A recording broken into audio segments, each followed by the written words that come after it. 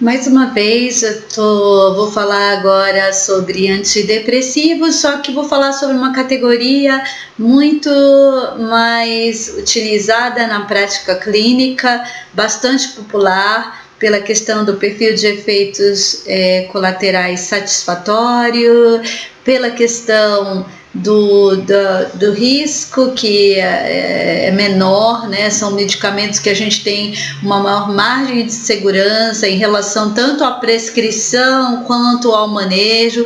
De um modo geral, eles são muito bem tolerados, com algumas exceções que a gente vai estar falando, e são, na relação custo-efetiva, também bem atraentes, porque o custo da maior parte desses antidepressivos é um custo baixo, acessível para grande parte da população. E de qual medicamento, de que categoria de antidepressivos eu estou falando? Dos antidepressivos inibidores seletivos de recaptação de serotonina. São bastante populares. E o grande, né, o carro-chefe, o primeiro antidepressivo nessa categoria é aquele medicamento que era chamado a droga da felicidade, o Prozac. É claro que teve muito aí marketing em relação ao primeiro grande inibidor seletivo de recaptação de serotonina, que, como o próprio nome diz, diferente dos tricíclicos que eu tinha falado antes, ele age especificamente inibindo a recaptação de serotonina cerebral pelo neurônio, aumentando as concentrações de serotonina, especificamente serotonina na fenda sináptica, né, a nível cerebral, e com isso fazendo uma série de modulações em outros receptores que vão ter um efeito satisfatório em relação ao humor e alguns outros sintomas que acontecem num episódio depressivo.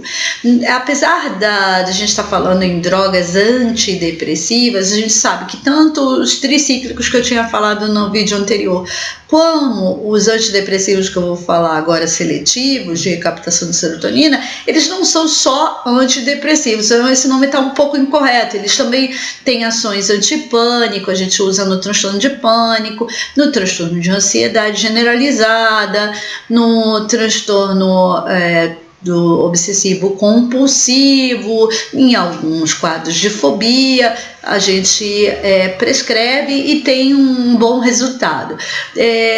Eu tinha falado da fluoxetina, que é o grande ícone dos inibidores seletivos, mas nós também temos, eu vou falar os que mais a gente prescreve, tá? A sertralina, a paroxetina, o citalopram e o escitalopram. Então, voltando, fluoxetina, sertralina, paroxetina, citalopram e escitalopram. Basicamente, são todos metabolizados no fígado e eles têm uma certa interferência, principalmente a fluoxetina interfere bastante no metabolismo de outros medicamentos. Então, a gente só tem que ter cuidado se o paciente usa muitos medicamentos, porque vai agir em citocromo P450 e cada um desses vão ter uma seletividade por certas isoenzimas do complexo do citocromo, que é um complexo de enzimas, e aí tem uma particularidade de acordo com cada um desses inibidores, que agem mais em certos subgrupos de enzimas desse complexo de citocromo P450. Tá? E eles também têm diferenças em relação à meia-vida, que é, em resumo, o tempo médio que os metabólitos, a substância ativa e os metabólitos ativos são circulantes, né? A fluoxetina, principalmente depois de muito tempo, de alguns meses de uso, ela acaba tendo uma meia-vida muito prolongada, né? Ela interfere no próprio metabolismo dela e aí ela tem uma meia-vida prolongada. Muitas vezes, qual é a implicância prática disso? Muitas vezes o paciente ele interrompe por conta própria a medicação, a fluoxetina, por exemplo, e fala assim: ai, doutora, eu parei, tem já um mês e não estou sentindo nenhum sintoma de retomada daqueles sintomas da depressão. Só que se essa pessoa ela está usando por muitos meses ou um ano ou mais a fluoxetina, ainda pode ter metabólitos ativos por 2 até 3 meses, né? Então a meia-vida da fluoxetina ela vai variar entre 21 dias e dependendo também do metabolismo de cada pessoa e do quanto foi alterado o metabolismo hepático pelo próprio uso crônico da fluoxetina, você pode ter metabólitos ativos por mais tempo e a pessoa só vir a apresentar mesmo sintomas de uma recaída, um novo episódio, um tempinho depois, alguns meses depois. Em relação ainda à meia-vida, quando a gente vê, tem uma outra observação importante, é que sertralina e paroxetina, especificamente esses dois, tem uma meia-vida muito curta, e aí a gente tem que orientar os pacientes que estão usando esses medicamentos que se ele eventualmente esquecer de tomar, ele pode ter o que a gente chama de uma síndrome de retirada. Não costuma ser grave nem fatal, que são sintomas desagradáveis porque subitamente aquela substância, o medicamento, ele deixa de estar circulando na corrente sanguínea de um modo geral, e aí o sistema nervoso central se ressente dessa redução súbita e a pessoa tem sintomas bastante desagradáveis, né? Às vezes tem náusea, dor de cabeça, diarreia, vômitos, tremores, que são sintomas da retirada súbita, que são mais comuns em inibidores seletivos de meia-vida curta, e aí com ênfase paroxetina. Então o paciente suspende 1-2 dias de não usar, esqueceu ou não foi à consulta no dia agendado, ela pode vir a passar mal. Tá? Então paroxetina costuma dar isso, e a sertralina, e aí em uns 4 dias a pessoa costuma começar a sentir mal se ela subitamente reduzir ou suspender o uso. Uma outra consideração importante é que como esses medicamentos eles inibem a recaptação de serotonina e eles agem em receptores 5-HT, que a gente chama aí, né, da serotonina, 5-HT, e o trato digestivo ele é repleto de receptores 5-HT3, né, o trato digestivo, estômago, intestino. Então, algumas pessoas são muito sensíveis ao efeito do aumento serotoninérgico, da ação serotoninérgica, e aí eles têm um efeito colateral que é muito frequente, que é a dispepsia, a náusea. Alguns pacientes falam de uma certa intolerância gástrica, eu sinto que eu estou evacuando mais vezes, diarreia, muitas vezes a gente vai titulando mais lentamente e isso ajuda.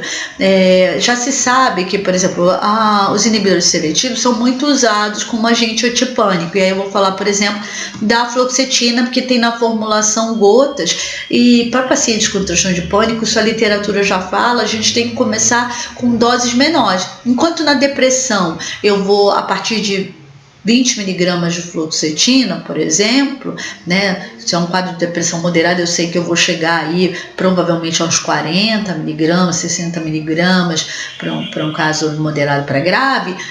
No pânico, eu tenho que começar com doses bem baixinhas, porque eles são muito sensíveis a esses efeitos serotoninérgicos iniciais.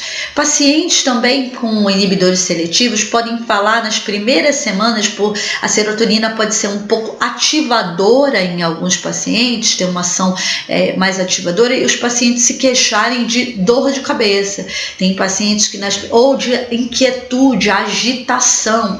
Eu estou me sentindo, doutora, teve uma paciente que falou, doutora, eu quase morri de dor de cabeça. Alguns pacientes que têm enxaqueca podem ter uma piora da dor de cabeça e muitas vezes tem cefaleia ou sintomas gastrointestinais associados com ansiedade. Então, pacientes que têm essa sensibilidade, que já tem essa história prévia de ansiedade, de uma sensibilidade gastrointestinal maior, ou de uma dor de cabeça tensional, ou mesmo enxaquecosa, Muitas vezes a gente estrategicamente vai titulando a dose mais gradualmente, com gotas ou com uma dose menor, meio comprimido de sertralina, e aí vai aumentando a cada 5 dias, né?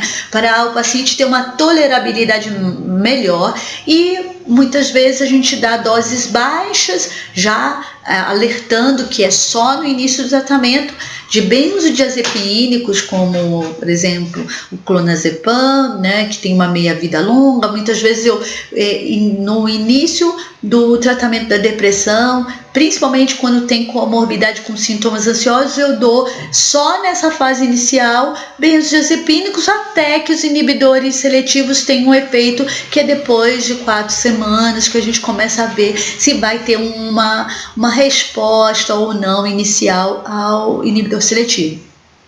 Uma outra ressalva importante em relação aos inibidores seletivos é que muitos pacientes queixam-se de efeitos colaterais sexuais, de diminuição de libido ou de atraso, retardo ejaculatório. Então, muitas vezes a gente tem que mapear, tá? Se aquela diminuição de libido ela já existia, então aquele vídeo da boa e velha anamnese, porque diminuição de libido, né, do interesse sexual, ele vem muito frequentemente como um sintoma vegetativo da depressão.